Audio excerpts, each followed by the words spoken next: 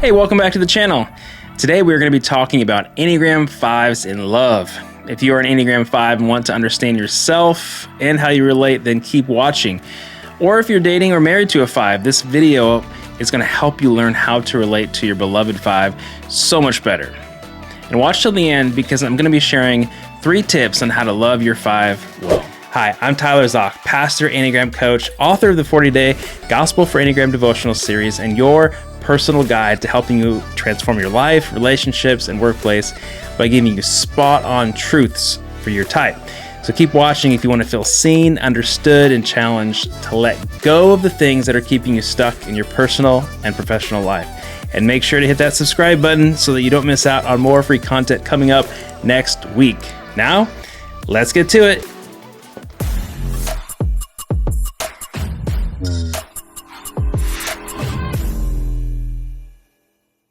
Fives are kind, loyal, and deeply committed.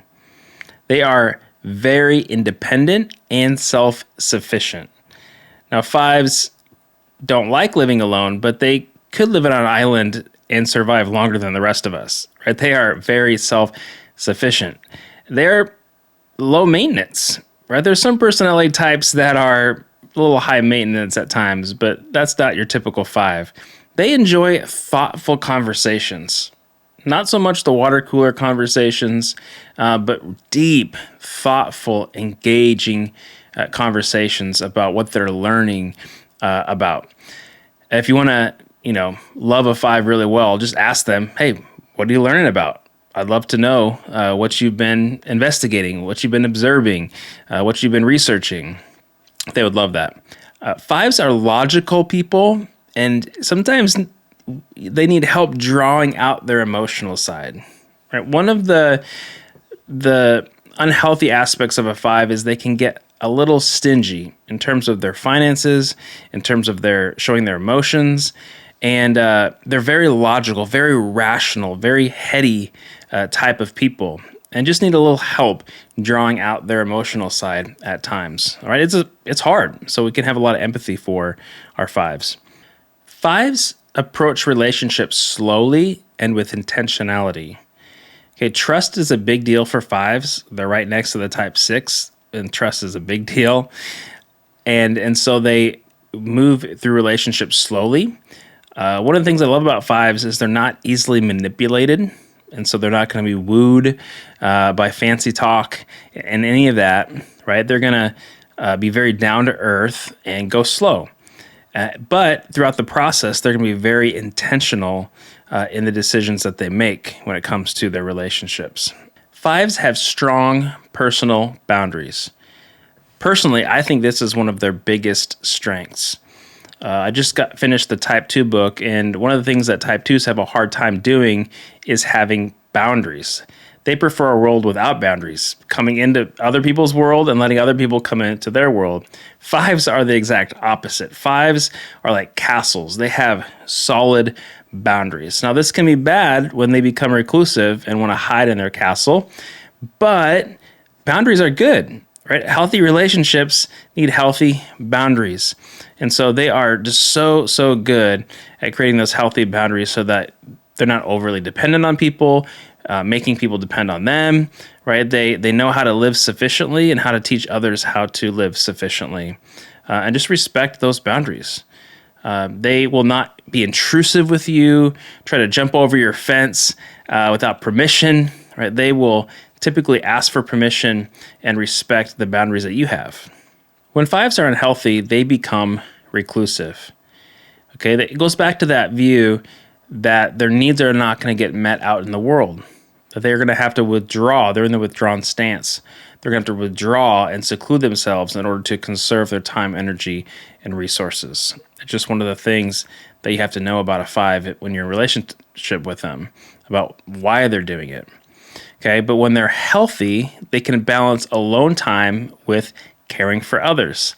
They'll think to themselves, if I give and I serve and I expend energy helping other people, then I'm going to get that energy back. That I'm not going to be depleted, but I'm going to be fulfilled.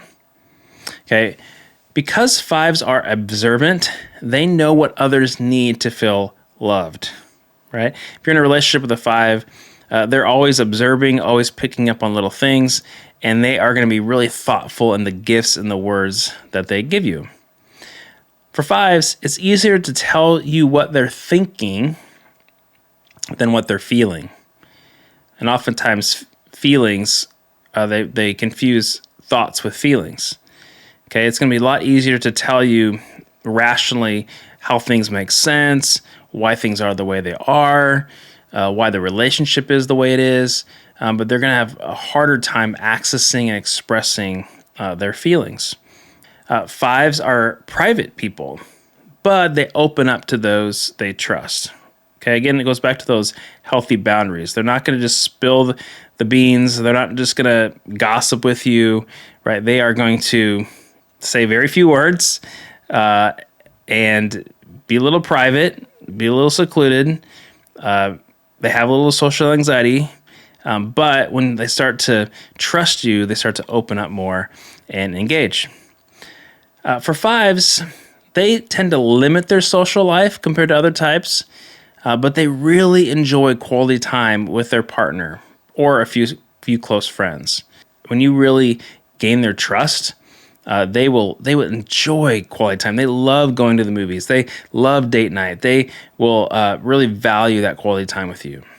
And by the way, I want to say as we move along here that if there's anything that's really resonating with you, please leave a comment below. I would love to hear what you agree with or what you disagree with.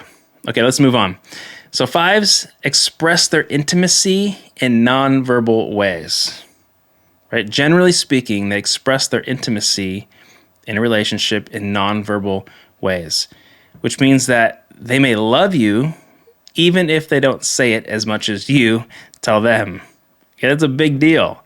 Right? They love you just as much as you love them, even if they don't say it as much, because their love gets expressed often in nonverbal ways, through touch, through quality time, right? Through thoughtful gifts, right? For fives, they need to work on expressing more of their rich inner world. Fives have an amazing, rich inner world. Some of the best fiction writers are fives.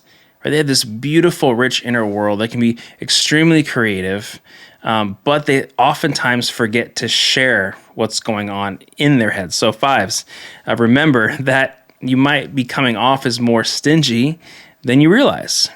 Right? You have to create space to take what's going on in here and get it out so other people can experience that beautiful, rich inner world that you do. For fives, feelings for others often surface later when you're alone. You might be experiencing a great moment or on a date night with someone, and then you go home and all of a sudden your feelings start to bubble up as you think about your time that you had with them. Right? Fives in the moment have a hard time accessing those feelings, expressing those feelings, and it usually comes out later. But so fives, what I would recommend is when they come out later, when those feelings are surfacing, to text your partner, to write a letter, to make sure to get back with them and tell them how much they mean to you. So don't let those feelings just trail off, but grab a hold of those when those bubble up later and make sure to express them. Okay, fives are trustworthy confidants. I love that. Fives can keep a secret. Like I said, they don't gossip. You can confide in them. You can tell them anything because they are trustworthy. They're not just blabbing about information and blabbing out about people's secret lives all the time. They can hold a secret, right? And so it's one of the best things about them. Fives are often caught between wanting connection and wanting to go. All the fives will say amen to that, right? They're at the party or they're hanging around the office, and they want connection. They want to go deeper, but they also want to go. They're like, I got to get back to my work. All right, I feel like I'm getting tired. Like I need to go recharge. And so they're always caught in that tension of wanting to go deeper and wanting to go. And so it's just one of the battles that a five faces. When fives are unhealthy, they can be stingy, intellectually arrogant, or possessive. Okay, like we talked about, we know why fives are stingy. It's because they feel like they're going to be depleted and won't have the emotional energy to make it through the day if they continue to engage in social conversations or parties, groups, and so forth. When fives are unhealthy, they're intellectually arrogant. They think that they're wiser, smarter than you, and oftentimes will come off very condescending. Like, oh, you don't know that, right? And then additionally, fives can be possessive. Okay, fives have some social anxiety, and fives again don't want to be around the groups oftentimes or social parties and get out and socialize. And so when they're unhealthy, they can put all of their demands on one person, on their partner, to spend quality time with them, to prioritize them.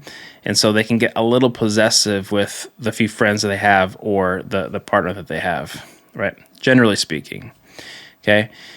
Fives are not touchy people in general, but they value physical intimacy. And physical intimacy helps them to trust you. It makes them feel safe. It makes them feel whole. Fives creatively come up with logical solutions for their partner's problems. Okay, if you're married to a five, this is going to come in handy because when there's different problems or things get broken, they're going to come up with logical solutions to work through the relationship, to work through what's broken in the house, to work through anything with you because they're so smart, so competent. They will be able to get you out of so many hard situations. It's just one of the benefits to being in a relationship with a five. Fives need solitude. That should be pretty evident by now. And they need time to recharge and time to process their feelings in the midst of a conflict, okay? That's just one of the things that you're going to have to get used to if you're in a relationship with a five, is to realize that they're not trying to run away. They're not trying to hide from you. They just need more time than other people for solitude. And lastly, fives offer wise counsel and an objective perspective. Okay, life is filled with conflict. Life is filled with people with feelings and problems and complaints. If you have a relationship with a five, you have somebody right there that is full of wisdom that can help guide you on your way. So, man, what a gift. What a gift fives are. Well, at the beginning, I said I'd share 3 tips on how you can love your type 5 well, and here they are. 1, by way of reminder, give them time to recharge. Okay, give them time to recharge. Don't be trying to suffocate them all day long, texting them all day, right? Give them time to be by themselves, recharge, so they can be more whole and healthy for you. Second of all, no last minute asks. Okay, fives don't like being caught off guard. When conflict usually arises when others ask too much of them, right? Put all these demands on them, or demand things too quickly. Like, hey, I forgot about this. Can you do this last minute? Right? Don't do that to a five. That is going to stress them out and it's going to lead to conflict. Okay, so be thoughtful, pre-plan things, think ahead, right? Because fives want to be kind of in control of their time and energy. Okay, they don't want any surprises that can make them feel overwhelmed, right? They want to feel calm and feel confident to be able to handle the stresses of life, all right? And then thirdly, create more space for them to share about their interests. Create more space for them to share about the knowledge they've acquired that day or that week. One of the ways that you can love them every day is to say, what have you been researching? What have you been learning? Right? They will absolutely love that. Okay, that's all I got for today. Do you want to learn more? Well, I'm writing a devotional book for every Enneagram type that's filled with scripture, powerful truths for your type, plus 3 reflection questions, a daily prayer and action step at the end of each day. So go check out the book link in the description below. I'm going to be writing the Type 5 book next year, so stay tuned for updates. And if you love the content, make sure to hit the like button to tell YouTube to share it with more people. So now, don't leave because you can start learning about how other Enneagram types are in love right here, or check out this playlist with over 90 minutes of teaching on all 9 Enneagram types. And I'll see you in the next video.